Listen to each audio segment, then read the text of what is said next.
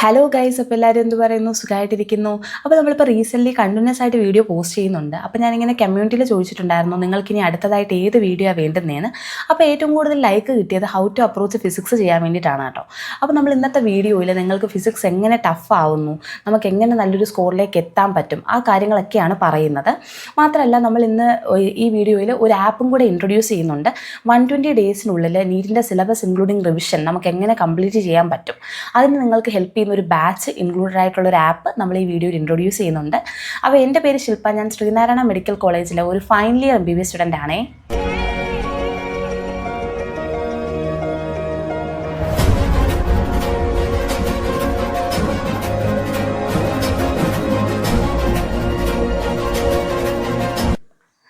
അപ്പോൾ നമുക്ക് ഫിസിക്സിൻ്റെ role in NEET വെച്ച് തന്നെ തുടങ്ങാം. നമ്മുടെ ഫിസിക്സിൽ നീറ്റിന് ചോദിക്കുന്നത് 45 ക്വസ്റ്റ്യൻസ് ആണ്. ഒരു ക്വസ്റ്റ്യന് 4 മാർക്ക് വീതം, മൊത്തം നമുക്ക് 180 മാർക്കാണ് ഫിസിക്സിൽ നിന്ന് നീറ്റിന് വരുന്നത്. അപ്പോൾ ഒരു easy to moderate level exam ആണെന്നുണ്ടെങ്കിൽ ഒരു 120+ മാർക്ക് നമുക്ക് ഡയറക്റ്റ് ഇക്വേഷൻ സബ്സ്റ്റിറ്റ്യൂട്ട് ചെയ്ത് സ്കോർ ചെയ്യാൻ പറ്റും. ഒരു ടഫ് ലെവൽ എക്സാം ആണെന്നുണ്ടെങ്കിൽ ഒരു 50+ നമുക്ക് ഡയറക്റ്റ് ഇക്വേഷൻ സബ്സ്റ്റിറ്റ്യൂട്ട് ചെയ്ത് സ്കോർ ചെയ്യാൻ പറ്റും. ബാക്കിയെല്ലാം ഇത്തിരി കൺസെപ്റ്റ് ഓറിയൻറ്റഡും അതുപോലെ തന്നെ 2-3 ചാപ്റ്റേഴ്സ് കണക്ട് ചെയ്ത് ചോദിക്കുന്ന ക്വസ്റ്റ്യൻസും ആയിരിക്കും. അപ്പോൾ ബാക്കി ഞാനിനി എങ്ങനെ അപ്രോച്ച് ചെയ്യണം എന്നുള്ളത് പറയാം. ഈ ഒരു വീഡിയോ ഞാൻ എൻ്റെ വീട്ടിൽ വന്നിട്ട് ചെയ്യണം എന്ന് ആഗ്രഹിച്ചതിനൊരു കാരണമുണ്ട്. കാരണം ഇവിടെയാണ് എൻ്റെ ബുക്സും കാര്യങ്ങളും ഒക്കെ ഉള്ളത്. ഞാൻ നീറ്റ് പ്രിപ്പയർ ചെയ്ത സമയത്ത് ഞാൻ ഒരിക്കലും വിചാരിച്ചിട്ടുണ്ടായിരുന്നില്ല ഞാനൊരു നീറ്റ് ഓറിയൻറ്റഡ് വീഡിയോസ് ചെയ്യുന്ന യൂട്യൂബർ ആവുമെന്ന്. അതുകൊണ്ട് തന്നെ ഞാൻ അത്യാവശ്യം കുറേ കാര്യങ്ങളൊന്നും സൂക്ഷിച്ച് വെച്ചിട്ടില്ല ഗൈസ്. പിന്നെ ഇതൊക്കെ കുറച്ച് മെമ്മറിക്ക് വേണ്ടിയിട്ട് ഞാൻ സൂക്ഷിച്ച് വെച്ചിട്ടുള്ള കാര്യങ്ങളാണ്. അപ്പോൾ ഇതാണ് എൻ്റെ നീറ്റിൻ്റെ ബുക്ക്. ഫിസിക്സിൻ്റെ മാത്രം ബുക്സാണിത്. ഇങ്ങനെ 4 ബുക്സ് ഉണ്ട്. ഈ ബുക്കിൻ്റെയൊക്കെ ബാക്കിൽ വരെ ഞാൻ ക്വസ്റ്റ്യൻസ് ഒക്കെ ചെയ്ത് പഠിച്ചിട്ടുണ്ട് കേട്ടോ. അപ്പോൾ ഈ 4 ബുക്സിന് പുറമെ, അതായത് ഇപ്പം നമുക്ക് നീറ്റ് എക്സാമിൻ്റെ തലേന്ന് എന്തായാലും ഈ 4 ബുക്കിൽ നിന്ന് വായിച്ചെടുക്കാൻ പറ്റത്തില്ലല്ലോ. 4 ബുക്കും കൂടെ റിവിഷൻ ചെയ്യാനുള്ള സമയമില്ലാത്തതുകൊണ്ട് ഇതിന് പുറമെ ഞാൻ ഒരു ഇക്വേഷൻ ബുക്കും കൂടെ മെയിൻറ്റെയിൻ ചെയ്തിട്ടുണ്ടായിരുന്നു. ഇതെല്ലാം മറ്റേ നോട്ടീസ് പേപ്പറിൻ്റെ ബുക്കാണ് കേട്ടോ. നിങ്ങൾക്കറിയാമല്ലോ, അതായത് ഞാൻ റിപ്പീറ്റ് ചെയ്ത സമയത്ത് എനിക്ക് നീറ്റ് കിട്ടിയിട്ടുണ്ടായിരുന്നില്ല. ഞാൻ റിപ്പീറ്റ് ചെയ്തത് BSc കെമിസ്ട്രി എന്ന് പറയുന്നൊരു കോഴ്സിൻ്റെ കൂടെ ആയിരുന്നു. അപ്പോൾ നമുക്കങ്ങനെ കിട്ടുമെന്ന് ഉറപ്പൊന്നും ഇല്ലാത്തത് കൊണ്ടും ഞാൻ മാക്സിമം എൻ്റെ കയ്യിൽ കിട്ടുന്ന സാഹചര്യങ്ങളിലും സാധനങ്ങളും ഒക്കെ കൊണ്ടാണ് പഠിച്ചുകൊണ്ടിരുന്നത്. അതുകൊണ്ട് ഞാൻ A4 ഷീറ്റൊന്നും ആദ്യത്തെ വട്ടം A4 ഷീറ്റിലൊക്കെ ചെയ്ത് പഠിച്ചിട്ട് കിട്ടിയില്ല. അപ്പോൾ പിന്നെ നമ്മൾ ഇത്തിരി റീസണബിൾ റേറ്റിലുള്ള സ്റ്റഡി ആയിരുന്നു രണ്ടാമത്തത്. അപ്പോൾ എന്തായാലും നോട്ടീസ് പേപ്പറിൻ്റെ ബുക്കിലൊക്കെ ആയിരുന്നു കേട്ടോ. അപ്പോൾ ഇതാണ് എൻ്റെ ഫിസിക്സിൻ്റെ ഇക്വേഷൻ ബുക്ക്. ഞാനത് നിങ്ങൾക്ക് കാണിച്ചു തരാം. അപ്പോൾ ഇതായിരുന്നു എൻ്റെ ഫിസിക്സിൻ്റെ ഇക്വേഷൻ ബുക്ക്. ഇത്രയും ചാപ്റ്റേഴ്സിൻ്റെ ഇക്വേഷൻസ് ഇതിനകത്തിലുണ്ട്. ഇതൊക്കെ ഞാൻ വേണമെങ്കിൽ PDF ആയിട്ട് നമ്മുടെ കമ്മ്യൂണിറ്റിയിൽ ഷെയർ ചെയ്തേക്കാം. അപ്പോൾ കണ്ടോ, അത്യാവശ്യം വേണ്ടുന്ന കുറച്ച് തിയറിയും ഇക്വേഷൻസുമാണ് ഞാൻ ഇതിനകത്തിൽ നോട്ട് ചെയ്ത് പോകുന്നത്. കണ്ടോ, ഇങ്ങനെ എല്ലാ ചാപ്റ്റേഴ്സിൻ്റെ ഇക്വേഷൻസ് ഞാനിങ്ങനെ നോട്ട് ചെയ്ത് വെക്കാം. അപ്പോൾ നമുക്ക് എക്സാമിൻ്റെ സമയത്ത് ഈ ഒരു ബുക്ക് ഒന്ന് എടുത്ത് റെഫർ ചെയ്താൽ തന്നെ മതിയാവും. ഞാൻ വേണ്ടുന്ന തിയറി എല്ലാം, അതായത് അങ്ങനെ നോട്ട് ചെയ്ത് വെക്കുമായിരുന്നു. കാരണം കുറച്ച് പഠിച്ച് കഴിയുമ്പോൾ നമ്മൾ പകുതി മറന്നു പോകും. അപ്പോൾ പിന്നെ കൺഫ്യൂഷൻ ആവാതിരിക്കാൻ വേണ്ടിയിട്ട് ഞാൻ അത്യാവശ്യം ഒരു ചെറിയ രീതിയിൽ ഇലാബറേറ്റ് ആയിട്ട് തന്നെയായിരുന്നു ഇതിനകത്ത് എഴുതി വെച്ചുകൊണ്ടിരുന്നത്. അപ്പോൾ ഇതായിരുന്നു എൻ്റെ ഇക്വേഷൻ ബുക്ക്. ഇത് ഞാൻ കമ്മ്യൂണിറ്റിയിൽ ഷെയർ ചെയ്യാം. അപ്പോൾ നിങ്ങൾ ആദ്യം ചെയ്യേണ്ടുന്ന കാര്യം ഇതാണ്, ഇങ്ങനൊരു ഇക്വേഷൻ ബുക്ക് നിങ്ങൾ മെയിൻറ്റെയിൻ ചെയ്യണം. ഇത് കണ്ടോ, ഡ്യുവൽ നേച്ചറിൻ്റെ ഇക്വേഷൻ ബുക്കാണ്.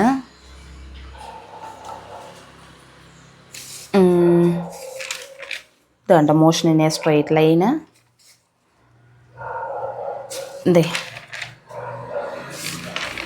തെർമൽ പ്രോപ്പർട്ടീസ്, തെർമോഡൈനാമിക്സ്, അങ്ങനെ എല്ലാത്തിൻ്റെ ഇക്വേഷൻസ്. അപ്പോൾ നമ്മൾ മസ്റ്റായിട്ട് ഇങ്ങനൊരു ഇക്വേഷൻ ബുക്ക് മെയിൻറ്റെയിൻ ചെയ്തേ പറ്റത്തുള്ളൂ. അപ്പോൾ ഇതൊരു PDF ആക്കിയിട്ട് ഞാൻ നമ്മളുടെ കമ്മ്യൂണിറ്റിയിൽ ഷെയർ ചെയ്തേക്കാം. പിന്നെ കമ്മ്യൂണിറ്റിക്ക് ഒരു കുഴപ്പമുണ്ട്, നമ്മൾ പുതുതായിട്ട് കയറുന്നവർക്ക് പഴയ മെസ്സേജസിൻ്റെ ആക്സസ് ഉണ്ടാവത്തില്ല. അപ്പോൾ ഞാനിത് റിപ്പീറ്റഡ് ആയിട്ട് ഷെയർ ചെയ്തുകൊണ്ടിരിക്കാം. ഒരു അറ്റ് എ ടൈം കുറേ പേര് കയറുമ്പോൾ ഞാനിത് ഒന്നും കൂടെ ഷെയർ ചെയ്തിട്ടേക്കാം. അപ്പോൾ അങ്ങനെ ഒരു ഇക്വേഷൻ ബുക്ക് മെയിൻറ്റെയിൻ ചെയ്യുക. പിന്നെ ഞാനെന്ന് പറയുന്നത്, എനിക്ക് ആ ഒരു സമയത്ത് സെൽഫ് സ്റ്റഡി ആയതുകൊണ്ട് തന്നെ അത്യാവശ്യത്തിൽ കൂടുതൽ സമയം ഉണ്ടായിരുന്നു. അപ്പോൾ ഞാനിങ്ങനെ എനിക്ക് ആദ്യത്തെ പ്രാവശ്യം എനിക്ക് പണി കിട്ടിയത് ഞാൻ പ്രോപ്പറായിട്ട് റിവിഷൻ ചെയ്യാത്തത് കൊണ്ടായിരുന്നു. അതുകൊണ്ട് ഈ ഒരു പ്രാവശ്യം ആ ഒരു കാര്യത്തിലൊരു പാട് ഉണ്ടാവരുതെന്നുള്ളത് കൊണ്ട് ഞാൻ ഇങ്ങനെ എല്ലാം, അതായത് ഞാൻ ചെയ്യുന്ന ക്വസ്റ്റ്യൻസ് എല്ലാം ഒരു ബുക്കിൽ നോട്ട് ചെയ്യുമായിരുന്നു. ഞാൻ ആ ഒരു സമയത്ത് ഫോളോ ചെയ്തുകൊണ്ടിരുന്നത് ഫിസിക്സ് വാലയുടെ ക്ലാസ്സസ് ആയിരുന്നു. എനിക്ക് ഹിന്ദി അത്യാവശ്യം ഓക്കെ ആയിരുന്നു കേട്ടോ, കേട്ടാൽ നന്നായിട്ട് മനസ്സിലാവും. അപ്പം സാറ് ചെയ്യിക്കുന്ന ക്വസ്റ്റ്യൻസും പിന്നെ ഞാൻ ചെയ്യുന്ന ക്വസ്റ്റ്യൻസും എല്ലാം ഞാനിങ്ങനെ ഈ ഒരു ബുക്കിൽ വേറൊരു ബുക്കിൽ നോട്ട് ചെയ്ത് വെക്കുമായിരുന്നു. ഞാനത് കാണിച്ചു തരാം. അപ്പോൾ ഇതിനെ വേണമെങ്കിൽ എൻ്റെ ക്ലാസ് നോട്ടൊന്നും വിളിക്കാം. കാരണം സാറിൻ്റെ ക്ലാസ്സിൽ നിന്ന് കിട്ടുന്ന ഇൻഫോയും ഞാൻ ചെയ്യുന്ന ക്വസ്റ്റ്യൻസും എല്ലാം ഞാൻ അതിനകത്തിൽ നോട്ട് ചെയ്ത് വെക്കുമായിരുന്നു. അപ്പോൾ ഈ ഒരു ബുക്ക് റിവൈസ് ചെയ്യുമ്പോൾ തന്നെ ആ ഒരു ചാപ്റ്റർ റിവൈസ് ചെയ്തതുപോലെ ആവുമായിരുന്നു. അപ്പം ഞാനെന്ന് വെച്ച് കഴിഞ്ഞാൽ ഒത്തിരി ക്വസ്റ്റ്യൻസ് ചെയ്യുന്നതിനപ്പുറം ചെയ്യുന്ന ക്വസ്റ്റ്യൻസ് എനിക്ക് നന്നായിട്ട് ചെയ്യാൻ പറ്റുന്ന രീതിയിലാക്കുമായിരുന്നു. അവിടെയായിരുന്നു ഞാൻ ഇമ്പോർട്ടൻസ് കൊടുത്തിട്ടുണ്ടായിരുന്നത്. അപ്പോൾ നിങ്ങൾക്ക് എന്തായാലും ഇനിയിപ്പോൾ ഇങ്ങനൊരു ബുക്ക് എടുത്ത് തുടക്കം മുതൽ ചെയ്യാനുള്ളൊരു സിറ്റുവേഷൻ ഇല്ലാത്തത് കൊണ്ട് നിങ്ങൾ ചെയ്യേണ്ടുന്ന കാര്യം ഒരൊറ്റ ബുക്കിൽ തന്നെ സ്റ്റിക്ക് ഓൺ ചെയ്ത് ക്വസ്റ്റ്യൻസ് ചെയ്യുക. റിവിഷൻ ചെയ്യുന്ന സമയത്ത് ആ ഒരു ക്വസ്റ്റ്യൻസ് തന്നെ ഒന്നും കൂടെ ചെയ്ത് നോക്കുക. ഇതിനകത്തൊരു ഒത്തിരി ക്വസ്റ്റ്യൻസ് ഉണ്ട് ഗൈസ്. ഇതുപോലെ നോട്ടും ഉണ്ട്, ക്വസ്റ്റ്യൻസും ഉണ്ട്. ഇതിന് പുറമെ ഞാൻ MDGയുടെ ക്വസ്റ്റ്യൻസും ചെയ്യുമായിരുന്നു. അങ്ങനെ അപ്പോൾ ഇതായിരുന്നു എൻ്റെ ബുക്ക്. അപ്പോൾ ഇതൊക്കെയാണ് എൻ്റെ നീറ്റിൻ്റെ ബുക്ക് കളക്ഷൻ. ഞാൻ ആദ്യം റിപ്പീറ്റ് ചെയ്തപ്പോൾ ഞാനിങ്ങനെ എല്ലാ ബുക്കിൽ നിന്നും എടുത്ത് ക്വസ്റ്റ്യൻ ചെയ്യുമായിരുന്നു. കാരണം നമ്മുടെ ആ ഒരു സമയത്ത് കോവിഡ് വന്നതുകൊണ്ട് നമ്മൾ ഓട്ടോമാറ്റിക്കലി വീട്ടിലായി. അപ്പം ഈ ബുക്കിൽ നിന്ന് അവിടുന്ന് ഇവിടുന്ന് ഒക്കെ വാരിയിട്ട് ചെയ്യുമായിരുന്നു. പക്ഷേ റിവിഷൻ ചെയ്യാറായപ്പോഴത്തേക്ക് ഒന്നും ഓർമ്മ വരുന്നില്ല, ഏത് ബുക്ക് എടുത്തിട്ടും ഒന്നും കിട്ടുന്നില്ല. അപ്പോൾ രണ്ടാമത്തെ വിട്ട് ആ ഒരു പ്രശ്നം വരാതിരിക്കാൻ വേണ്ടിയിട്ട് ഞാൻ MDGയുടെ നീറ്റ് ചാമ്പ്യൻ ആയിരുന്നു ഫോളോ ചെയ്തിട്ടുണ്ടായിരുന്നത്. അപ്പോൾ ഈ ക്വസ്റ്റ്യൻ ബാങ്കിലെ ക്വസ്റ്റ്യൻസ് തന്നെ ഞാൻ റിപ്പീറ്റഡ് ആയിട്ട് ചെയ്യുമായിരുന്നു. അപ്പോൾ അങ്ങനെയായിരുന്നു ചെയ്തുകൊണ്ടിരുന്നത്. അപ്പോൾ നിങ്ങളും അങ്ങനെ ഫോളോ ചെയ്യുക, അതാകുമ്പോൾ നമുക്ക് റിവിഷൻ ചെയ്യുന്ന സമയത്തൊക്കെ യൂസ്ഫുൾ ആയിരിക്കും. അപ്പോൾ ഇതെൻ്റെ സ്കൂളിലെ കുറച്ച് മെമ്മറീസും കാര്യങ്ങളും ഒക്കെ ആട്ടോ. ഇതെൻ്റെ ബ്രില്യൻറ്റിൻ്റെ ID കാർഡാണ്. അപ്പോൾ നമ്മളൊരു ഇക്വേഷൻ ബുക്ക് മെയിൻറ്റെയിൻ ചെയ്യുന്ന പോലെ തന്നെ ഇമ്പോർട്ടൻ്റ് ആണ് നമ്മൾ ഒരു ക്വസ്റ്റ്യൻ ബാങ്കിൽ സ്റ്റിക്ക് ഓൺ ചെയ്ത് ക്വസ്റ്റ്യൻസ് ചെയ്യുക എന്നുള്ളത്. അപ്പോൾ ഒരു ക്വസ്റ്റ്യൻ ബാങ്ക് സെലക്ട് ചെയ്യുമ്പോൾ നമ്മൾ ശ്രദ്ധിക്കണം, ഒരു 10-50 ക്വസ്റ്റ്യൻ ടോട്ടലുള്ള ക്വസ്റ്റ്യൻ ബാങ്ക് നോക്കി സെലക്ട് ചെയ്യരുത്. ഇപ്പോൾ ഞാൻ കാണിച്ച ആ ഒരു MDGയുടെ ഗൈഡില്ലേ, അതെന്ന് വെച്ച് കഴിഞ്ഞാൽ ഇപ്പോൾ നമ്മുടെ കേരളത്തിലെ കീം എൻട്രൻസ് എന്ന് പറയുന്ന പോലെ മഹാരാഷ്ട്രയുടെ എൻട്രൻസിൻ്റെയും JNKയുടെ എൻട്രൻസിൻ്റെ ഒക്കെ ക്വസ്റ്റ്യൻസ് അതിനകത്തുണ്ടാവും. ഇപ്പോൾ യൂണിറ്റ് ചാർജ്, ഇപ്പോൾ ഇലക്ട്രോസ്റ്റാറ്റിക്സ് എടുക്കുകയാണെന്നുണ്ടെങ്കിൽ യൂണിറ്റ് ചാർജിൽ നിന്ന് 50 ക്വസ്റ്റ്യൻസ് ഉണ്ടാവും, ഡൈപോളിൽ നിന്ന് 100 ക്വസ്റ്റ്യൻസ് ഉണ്ടാവും. അങ്ങനെ മൊത്തം ഒരു ചാപ്റ്ററിൽ നിന്ന് 300-350 ക്വസ്റ്റ്യൻസ് ഉണ്ടാവും. അപ്പോൾ നമ്മൾ ആ ഒരു അത്രയും ക്വസ്റ്റ്യൻസിനകത്തിൽ തന്നെ എല്ലാ ടൈപ്പും കാണും. അപ്പോൾ നമ്മളത് റിപ്പീറ്റഡ് ആയിട്ട് ചെയ്യുന്നതാണ് നല്ലത്. അതാവുമ്പോൾ നമുക്ക് റിവിഷൻ ചെയ്യുമ്പോഴൊക്കെ ഇത്തിരി കൂടെ സ്മൂത്ത് ആയിരിക്കും, ചെയ്യുന്ന ക്വസ്റ്റ്യൻസ് ഒക്കെ നമുക്ക് ഫെമിലിയർ ആയിരിക്കും. അങ്ങനെ ഇനി മൂന്നാമത്തെ കാര്യം, അതാണ് ഏറ്റവും ഇമ്പോർട്ടൻ്റ് ആയിട്ടുള്ള ഒരു കാര്യം. അത് നിങ്ങൾക്ക് ഞാൻ അങ്ങനെ പഠിക്കണം ഇങ്ങനെ പഠിക്കണം എന്ന് പറഞ്ഞിട്ട് കാര്യമില്ലല്ലോ.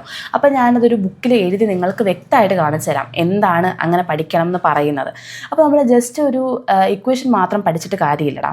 അതുകൊണ്ടാണ് നമുക്ക് ഭൂരിഭാഗം ക്വസ്റ്റ്യൻസും ചെയ്യാൻ പറ്റാത്തത്. നമ്മൾ ആ ഇക്വേഷൻ എങ്ങനെ വന്നു എന്നുള്ളതും അറിയണം, അതായത് അതിൻ്റെ ഡെറിവേഷനും നമ്മൾ അറിയണം. ഡെറിവേഷൻ പക്കാ നിങ്ങൾ കാണാതെ പഠിച്ചില്ലെങ്കിലും ഒരു ബേസിക് ഐഡിയ ഉണ്ടായിരിക്കണം.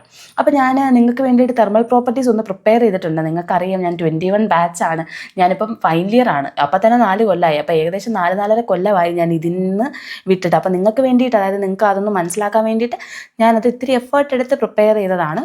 അപ്പോൾ ഞാനത് വെച്ച് നിങ്ങൾക്കൊന്ന് പറഞ്ഞുതരാം. അപ്പോൾ എനിക്ക് വീഡിയോ എടുക്കാനുള്ള എളുപ്പത്തിന് ഞാൻ എഴുതി വെച്ചിട്ടാണ് കേട്ടോ വീഡിയോ എടുക്കുന്നത്. അപ്പോൾ നമുക്ക് ഹീറ്റ് കറൻറ്റും അതായത് കറണ്ട് ഫ്ലോ ചെയ്യുന്നത് ഒരു പൊട്ടൻഷ്യൽ ഡിഫറൻസ് ഉള്ളതുകൊണ്ടാണ്, ഹീറ്റ് കറണ്ട് ഫ്ലോ ചെയ്യുന്നത് ടെമ്പറേച്ചർ ഡിഫറൻസ് ഉള്ളതുകൊണ്ടാണ്. അപ്പോൾ നമുക്കറിയാം സീരീസ് കോമ്പിനേഷനിൽ I1 = I2 ആണ്. അതായത് ഇതിലേക്കൂടെ ഫ്ലോ ചെയ്യുന്ന കറണ്ട് തന്നെയാണ് ഇതിലേക്കൂടെയും ഫ്ലോ ചെയ്യുന്നത്.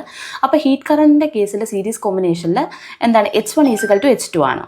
അപ്പോൾ നമുക്ക് ഡെറിവേഷൻ എന്തുമാത്രം ഇമ്പോർട്ടൻ്റ് ആണെന്നുള്ളത് ഇവിടുന്ന് മനസ്സിലാക്കാം. അപ്പോൾ ഇവിടുത്തെ കണ്ടക്ടിവിറ്റി K1, ഇവിടുത്തെ കണ്ടക്ടിവിറ്റി K2, 2 കണ്ടക്ടേഴ്സ് നമ്മൾ സീരീസിൽ കണക്ട് ചെയ്തേക്കാണ്. അപ്പോൾ നമുക്കറിയാം ഇങ്ങനെ സീരീസിൽ കണക്ട് ചെയ്യുമ്പോഴത്തേക്ക് ഇവിടെ കൂടെ ഫ്ലോ ചെയ്യുന്ന ഹീറ്റ് കറണ്ട് തന്നെ ആയിരിക്കും ഇവിടെ കൂടെയും ഫ്ലോ ചെയ്യുന്നത്, H1 = H2. ഇതിൻ്റെ ഫോർമുല എന്ന് പറയുന്നത് KA∆T/L. നമ്മൾ ∆Tനെ മാത്രം മുകളിലാക്കി താഴോട്ട് അറേഞ്ച് ചെയ്യുമ്പോൾ ∆T/L1K1 L/K1 × A. ഇതെന്ന് പറയുന്നത് നമ്മുടെ ഈ ഫോർമാറ്റിലല്ലേ കിടക്കുന്നത്, അതായത് I = V/R. ഇവിടുത്തെ I ആണ് ഇവിടുത്തെ H.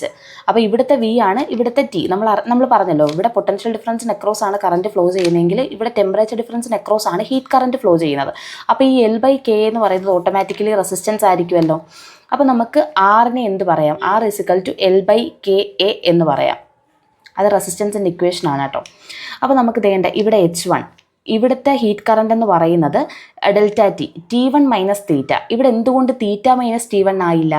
നമുക്കറിയാം ഫ്ലോ ചെയ്യുന്നത് ടെമ്പറേച്ചർ ഡിഫറൻസ് കൊണ്ടാണ്. അപ്പോൾ ഇവിടുത്തെ ടെമ്പറേച്ചർ ആയിരിക്കും ഏറ്റവും കൂടുതൽ. ഈ T1 ആയിരിക്കും തീറ്റേനേക്കാളിലും T2-നേക്കാളിലും കൂടുതൽ. മനസ്സിലായോ?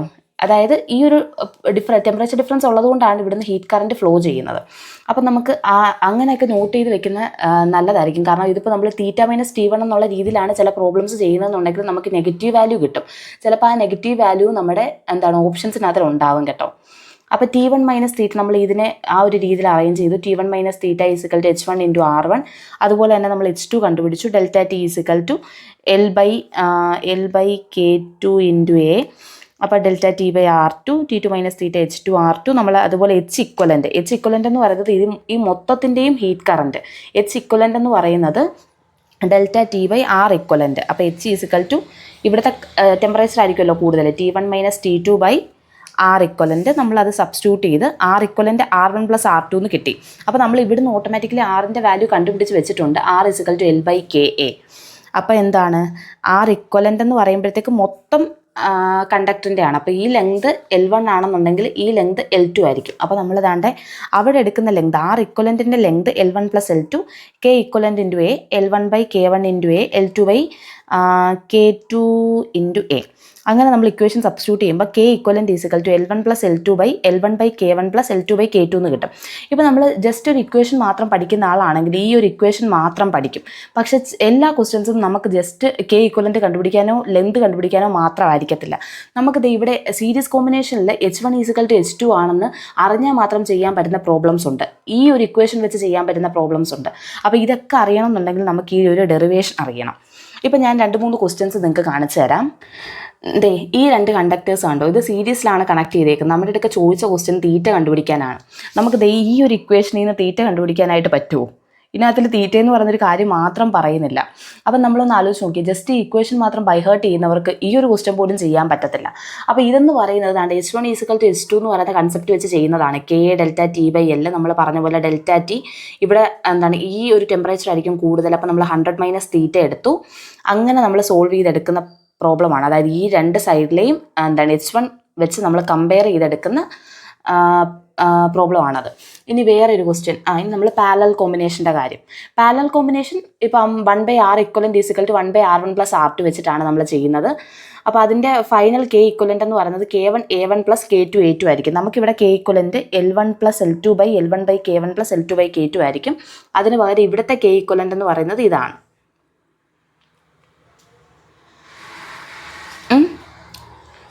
അപ്പോൾ ഇവിടെ നമ്മൾ H = H1 + H2 ഈ ഒരു കൺസെപ്റ്റ് വെച്ച് ചെയ്യുന്ന ക്വസ്റ്റ്യൻസും ആയിരിക്കും കൂടുതലും ഉള്ളത്, ഡയറക്റ്റ് ഈ ഇക്വേഷൻ സബ്സ്റ്റിറ്റ്യൂട്ട് ചെയ്യുന്നതിനേക്കാളും ഉപരി.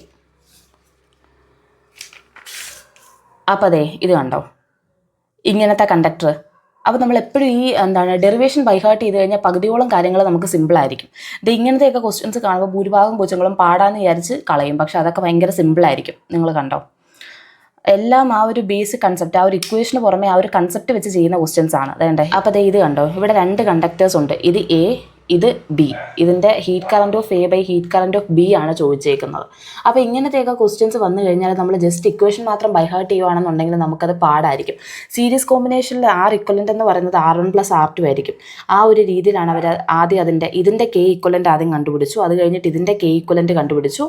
എന്നിട്ട് അവർ നമ്മുടെ Hയുടെ ഇക്വേഷനിൽ സബ്സ്റ്റിറ്റ്യൂട്ട് ചെയ്തിട്ടാണ് ഇതിൻ്റെ ആൻസർ കണ്ടുപിടിക്കുന്നത്. അപ്പോൾ നിങ്ങൾക്ക് മനസ്സിലായില്ല ആ ഒരു ഡെറിവേഷൻ്റെ ഇമ്പോർട്ടൻസ്. അപ്പോൾ കൊച്ചുങ്ങളോട് ഇക്വേഷൻ ബുക്ക് മെയിൻറ്റെയിൻ ചെയ്ത് വെക്കാൻ പറയുമ്പോൾ കൊച്ചുങ്ങൾ ഇക്വേഷൻ ബുക്ക് ആ ഒരു രീതിയിൽ, അതായത് ഫൈനൽ ഇക്വേഷൻ മാത്രമേ എഴുതി വെക്കത്തുള്ളൂ. പക്ഷേ ആ ഒരു ഡെറിവേഷൻ ഇമ്പോർട്ടൻസ് ഉണ്ടെന്നുള്ളത് നിങ്ങൾക്ക് മനസ്സിലായില്ലേ? ഭൂരിഭാഗം ക്വസ്റ്റ്യൻസും ഇങ്ങനെയായിരിക്കും ചോദിക്കുന്നത്. അപ്പോൾ അതുകൊണ്ടാണ് നിങ്ങൾക്ക് ഈ ക്വസ്റ്റ്യൻസ് ഇത്രയും കൂടുതൽ കോംപ്ലിക്കേറ്റഡ് ആവുന്നത്. അപ്പോൾ ഇങ്ങനെ ഒന്ന് പഠിക്കാൻ നോക്കിക്കഴിഞ്ഞ് കഴിഞ്ഞാൽ എന്തായാലും നിങ്ങളുടെ സ്കോർ ഇമ്പ്രൂവ് ആവും. അപ്പോൾ നിങ്ങൾക്ക് ഈ ഒരു എക്സാമ്പിളിൽ നിന്ന് തന്നെ മനസ്സിലായി കാണുമല്ലോ, എനിക്ക് ടച്ച് വിട്ടതിൻ്റെതായിട്ടുള്ള കുറച്ച് പ്രശ്നങ്ങളുണ്ട്. എന്നാൽ എനിക്ക് പറ്റുന്ന രീതിയിൽ ഞാൻ നിങ്ങൾക്ക് എക്സ്പ്ലെയിൻ ചെയ്ത് തന്നിട്ടുണ്ടെന്നാണ് എൻ്റെ ഒരു വിശ്വാസം കേട്ടോ. ഇനി നമ്മുടെ 4ാമത്തെ കാര്യം, ചില കൊച്ചുങ്ങൾ ചെയ്യുന്നൊരു പരിപാടി, ഇനിയിപ്പോൾ എന്തായാലും ഒരു 120+ ദിവസം ഉണ്ടല്ലോ നമ്മുടെ നീറ്റ് എക്സാമിന്. ആദ്യത്തെ ഒരു 20 ദിവസം കൊണ്ട് ബയോളജി തീർക്കാം, അടുത്ത 20 ദിവസം കൊണ്ട് കെമിസ്ട്രി തീർക്കാം, അടുത്ത 20 ദിവസം കൊണ്ട് ഫിസിക്സ് തീർക്കാം. ഇങ്ങനെ ചെയ്യുവാണെന്നുണ്ടെങ്കിൽ ഭയങ്കര കോംപ്ലിക്കേറ്റഡ് ആവുകയാണ്. കാരണം നമുക്ക് ഈ ഫിസിക്സ് എന്ന് പറയുന്നൊരു സബ്ജക്റ്റ് നമുക്ക് എക്സോസ്റ്റഡ് ആയി കഴിഞ്ഞു കഴിഞ്ഞാൽ, അതായത് ആ ഒരു ചാപ്റ്റർ പഠിച്ച് തീർക്കാൻ വേണ്ടി നമ്മൾ കഷ്ടപ്പെട്ട് ആ ഒരു ദിവസം മൊത്തം കുത്തിയിരുന്ന് വെറുപ്പിച്ച് പഠിച്ചു കഴിഞ്ഞാൽ നമുക്ക് പിന്നെ അത് റിവിഷൻ ചെയ്യാൻ മടിയായിരിക്കും, പേടിയായിരിക്കും. അപ്പോൾ ഒരിക്കലും അങ്ങനെ ചെയ്യരുത്. നമ്മൾ 3 സബ്ജക്റ്റ് ഈക്വലി ഡിവൈഡ് ചെയ്ത് വേണം ഒരു ദിവസം പഠിക്കാൻ. ആദ്യം കുറച്ച് മണിക്കൂർ ഫിസിക്സ് പഠിക്കുക, അത് കഴിഞ്ഞ് കെമിസ്ട്രി പഠിക്കുക, അത് കഴിഞ്ഞ് ബയോ പഠിക്കുക. അങ്ങനെ രീതിയിൽ വേണം നിങ്ങൾ ടൈം ടേബിൾ സെറ്റ് ചെയ്യാൻ. അതായത് ആദ്യത്തെ കുറേ ദിവസം ഫിസിക്സ് പഠിച്ച് ഭ്രാന്തായി, പിന്നെ കുറേ ദിവസം കെമിസ്ട്രി പഠിച്ച് ഭ്രാന്തായി, അങ്ങനെ ചെയ്യരുത്. കാരണം നമ്മൾ ഈ ഫിസിക്സ് മൊത്തം പഠിച്ചെന്ന് കരുതി കെമിസ്ട്രി എടുക്കുമ്പോഴായിരിക്കും, കെമിസ്ട്രി പഠിച്ചു കഴിഞ്ഞ് ബയോളജി എടുക്കുമ്പോഴായിരിക്കും ചിലപ്പോൾ ഫിസിക്സ് ഒന്നും ഓർമ്മയില്ല എന്നുള്ളൊരു തോന്നലൊക്കെ വന്ന് റിവിഷൻ ചെയ്യാൻ നോക്കുമ്പോൾ ചിലപ്പോൾ അതൊന്നും ഓർമ്മ കാണത്തില്ല. അപ്പോൾ ഒരു ദിവസം ഇങ്ങനെ ഈക്വലി ഡിവൈഡ് ചെയ്യുന്നതായിരിക്കും ഇത്രയും കൂടെ യൂസ്ഫുൾ. അപ്പോൾ ഇങ്ങനത്തെ കുറച്ച് ചേഞ്ചസ് ഒക്കെ നിങ്ങളുടെ പഠിത്തത്തിൽ വരുത്തി കഴിഞ്ഞ് കഴിഞ്ഞാൽ ഉറപ്പായിട്ട് നിങ്ങൾക്ക് ഫിസിക്സിൻ്റെ സ്കോർ ഇമ്പ്രൂവ് ചെയ്യാൻ പറ്റും. പിന്നെ ഇതുവരെയും പഠിച്ച് സ്റ്റാർട്ട് ചെയ്യാത്ത കുറച്ച് കൊച്ചുങ്ങളുണ്ടല്ലോ, അവർക്ക് യൂസ്ഫുൾ ആവുന്ന ഒരു ആപ്പിൻ്റെ കാര്യം ഞാൻ നേരത്തെ പറഞ്ഞിട്ടുണ്ടായിരുന്നുണ്ട്. ഈ ആപ്പിനെ പറ്റിയിട്ട് ഞാൻ അത്യാവശ്യം ലോങ് ടൈമായിട്ട് റിസർച്ച് ചെയ്തിട്ട് ആണ് ഈ വീഡിയോ എടുക്കുന്നത്. ഇതെനിക്ക് കുറച്ച് നാൾക്ക് മുന്നേ വന്ന പ്രൊമോഷനാണ്. അപ്പോൾ ഞാൻ അത്യാവശ്യം മനസ്സിലാക്കിയിട്ടാണ് കേട്ടോ ഈ വീഡിയോ എടുക്കുന്നത്. ഇത് പക്ക യൂസ്ഫുൾ ആയിട്ടുള്ള ഒരു ആപ്പാണ്, അത്യാവശ്യം റേറ്റിംഗ് ഉള്ള ഒരു ആപ്പാണ്. അപ്പോൾ നിങ്ങൾക്ക് 120 ദിവസം കൊണ്ട് നീറ്റിൻ്റെ സിലബസ് ഇൻക്ലൂഡിങ് റിവിഷൻ കംപ്ലീറ്റ് ചെയ്യാൻ പറ്റും. നിങ്ങൾക്കിപ്പോൾ ഒരു ദിവസം വയ്യുന്നുണ്ടെങ്കിൽ ഈ ആപ്പ് നിങ്ങൾക്ക് വേണ്ടിയിട്ട് വെയിറ്റ് ചെയ്യും. അതായത് നിങ്ങൾക്ക് ഒരു ദിവസം പോലും ബാക്ക്ലോഗ്സ് വരത്തില്ല. അപ്പോൾ ഞാൻ നിങ്ങൾക്ക് സ്ക്രീൻ ഷെയർ ചെയ്തിട്ട് സൈഡിലായിട്ട് കാണിച്ചു തരാം. ഇതുപോലെ തന്നെ നമുക്ക് എന്താണ് ബയോളജി ഉണ്ട്, കെമിസ്ട്രി ഉണ്ട്, ഫിസിക്സ് ഉണ്ട്. ബയോളജിക്കകത്തുള്ളൊരു പ്രത്യേകത എന്ന് പറയുന്നത് നമ്മുടെ പ്രീവിയസ് ഇയർ ക്വസ്റ്റ്യൻസ് ഉണ്ടല്ലോ, പ്രീവിയസ് ഇയർ ക്വസ്റ്റ്യൻസ് ഹൈലൈറ്റ് ചെയ്ത NCERT ടെക്സ്റ്റ് ബുക്കിൻ്റെ PDF നിങ്ങൾക്ക് കിട്ടും. അതായത് ആ ഒരു PDF-നകത്തിൽ ഇപ്പോൾ റൈബോസോംസിനെ പറ്റി ചോദിച്ചിട്ടുണ്ടെങ്കിൽ അവരവിടെ അത് ഹൈലൈറ്റ് ചെയ്തിട്ടുണ്ടാവും. അപ്പോൾ നമുക്ക് ഇത്രയും കൂടെ സ്ട്രെസ് ചെയ്ത് ആ ഒരു സൈഡ് വായിക്കാൻ പറ്റും. അതായത് നമ്മളിപ്പം ഒരു ടെക്സ്റ്റ് ഫുള്ള് വായിച്ചിട്ട് പ്രീവിയസ് ഇയർ ക്വസ്റ്റ്യൻസ് ചെയ്യുന്നതിനേക്കാളും ഇത്രയും കൂടെ നല്ലതായിരിക്കും. അതായത് already previous year questions highlighted ആയിട്ടുള്ളൊരു ടെക്സ്റ്റ് ബുക്ക് വായിക്കുന്നത് പോലെ. അപ്പോൾ അതാണ് സംഭവം. അപ്പോൾ ബയോളജി അങ്ങനത്തെ ഒരു ഫീച്ചറുണ്ട്.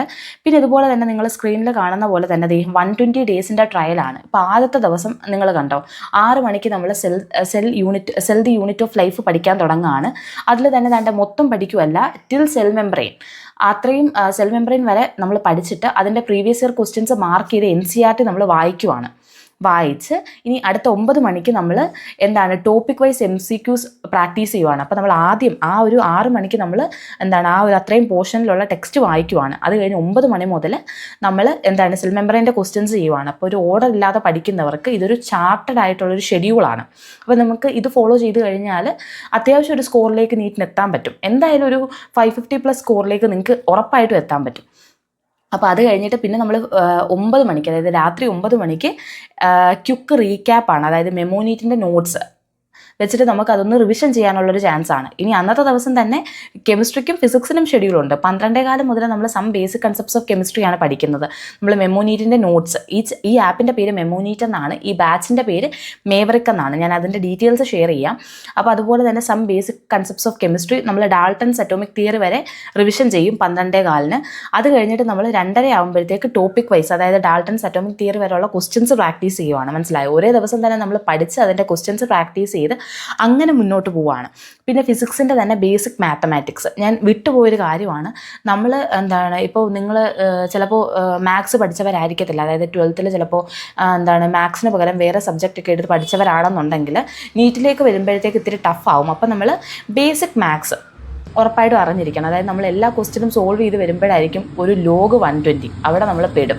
അല്ലെങ്കിൽ ഒരു റൂട്ട് 0.26 അവിടെയൊക്കെ ആകുമ്പോഴത്തേക്ക് നമ്മൾ സ്റ്റക്ക് ആവരുത്. അപ്പോൾ നമ്മൾ ഇങ്ങനത്തെ ഒരു കാര്യങ്ങളൊക്കെ സോൾവ് ചെയ്യുന്ന ബേസിക് മാത്സും കൂടെ അറിഞ്ഞിരിക്കണം. അപ്പോൾ അതിൻ്റെ ക്ലാസ്സസും അതിൻ്റെ MCQs വരെ ഉണ്ട്. ഇതുപോലെ റിവിഷൻ്റെ സമയത്തോ അല്ലെങ്കിൽ ക്വസ്റ്റ്യൻ പ്രാക്ടീസ് ചെയ്യുന്ന സമയത്തോ തെറ്റിക്കുന്ന ക്വസ്റ്റ്യൻസ് വെച്ചിട്ട് അവർ തന്നെ ഒരു മിസ്റ്റേക്ക് ബുക്ക് ഉണ്ടാക്കും. അപ്പം നമുക്ക് വേണമെങ്കിൽ ആ മിസ്റ്റേക്ക് ബുക്കും കൂടെ റിവിഷൻ ചെയ്യാനായിട്ട് പറ്റും. അതായത് നമ്മൾ തെറ്റിക്കുന്ന ക്വസ്റ്റ്യൻസ് ഓറിയൻറ്റഡ് ആയിട്ട് അവർ നമ്മുടെ ഒരു മിസ്റ്റേക്ക് ബുക്ക് അവിടെ റെഡിയാക്കി വെച്ചേക്കും. അപ്പോൾ നമുക്ക് അതും കൂടെ ഒന്ന് റെഫർ ചെയ്യുമ്പോഴത്തേക്ക് ഇന്ന ക്വസ്റ്റ്യൻസ് ആണ് നമ്മൾ തെറ്റിച്ചത്, അപ്പോൾ ഇത് ഒരിക്കലും തെറ്റിക്കാതിരിക്കാൻ പറ്റുന്ന ഒരു ലെവലിലേക്ക് നമ്മൾ എത്തും. അപ്പോൾ അങ്ങനെ ബാച്ച് സെലക്ട് ചെയ്ത് കഴിഞ്ഞാൽ ഇതിൻ്റെ ഒരു വർത്ത് എന്ന് പറയുന്നത് 11,000 നിയർലി 11,000 റുപ്പീസാണ്. അപ്പോൾ ഈ ക്രിസ്മസിൻ്റെ ഓഫറും ഒക്കെ നടക്കുന്നത് കൊണ്ടാണ് നമുക്കിതൊരു റീസണബിൾ പ്രൈസിൽ കിട്ടുന്നത്. അപ്പോൾ എൻ്റെ കോഡുണ്ട്, അതായത് യൂണിക് 20 എന്ന് പറയുന്നൊരു കോഡ് നിങ്ങൾ അവിടെ അടിച്ചു കൊടുക്കുകയാണെന്നുണ്ടെങ്കിൽ നിങ്ങൾക്ക് എക്സ്ട്രാ ഒരു സേവിങ്സ് കിട്ടുന്നതായിരിക്കും. പിന്നെ ഞാൻ ലിങ്ക് കൊടുത്തിട്ടുണ്ട്. അതായത് നമ്മൾ ഈ മേവറിക് ബാച്ച് എടുക്കുകയാണെന്നുണ്ടെങ്കിൽ നമുക്ക് ബ്രഹ്മാസ്ത്ര ടെസ്റ്റ് സീരീസ് എന്ന് പറഞ്ഞൊരു ടെസ്റ്റ് സീരീസും കൂടെ കിട്ടും. അതിനകത്ത് ഏകദേശം 44,000 ക്വസ്റ്റ്യൻസ് ഉണ്ട്. അപ്പോൾ നമ്മൾ അതിനകത്ത് ഭൂരിഭാഗം ക്വസ്റ്റ്യൻസ് പ്രാക്ടീസ് ചെയ്യുന്നതോടുകൂടി നമ്മുടെ ഒരു ആക്യുറസിയും സ്പീഡും കാര്യങ്ങളും ഒക്കെ കൂടും.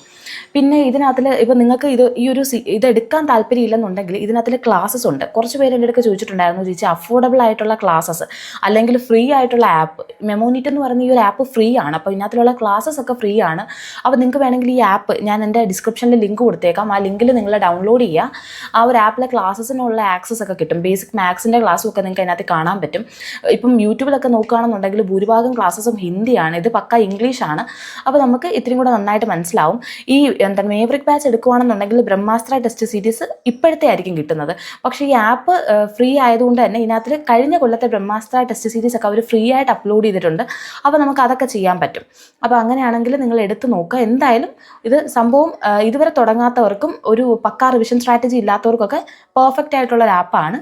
അപ്പോൾ അത്രയും. അപ്പോൾ ഞാൻ ഈ പറഞ്ഞ എല്ലാ കാര്യങ്ങളും കൂടെ വെച്ചിട്ട് നിങ്ങളൊന്ന് പഠിച്ച് നോക്ക്. അപ്പോൾ അത്രേ ഉള്ളൂ. ടാറ്റാ.